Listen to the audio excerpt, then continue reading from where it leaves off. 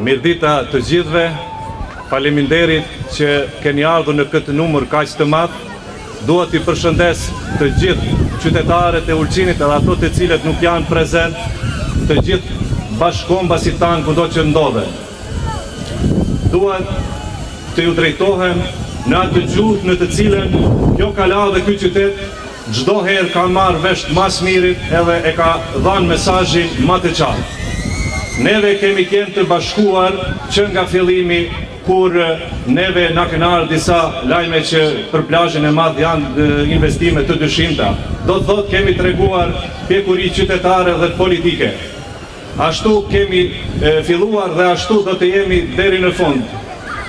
Pushteti lokal dhe kuvendi komunal i Ulqinit ka pru vendime të cilat janë shumë pozitive dhe ato do të jenë udhërëfyese se si Ulqini do të zhvillohet në të ardhmen.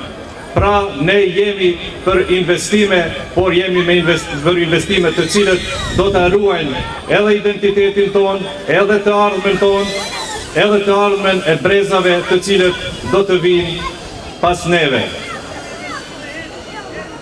Kështu që unë mendoj që kjo ditë e Ulqinit është festuar më mirë se çdo herë, sepse jemi të gjithë së bashku për një qëllim të caktuar që të ruajmë këtë qytet të bekuar. Zoti e bekoft Ulqinin, Zoti e bekoft të ardhmen tonë.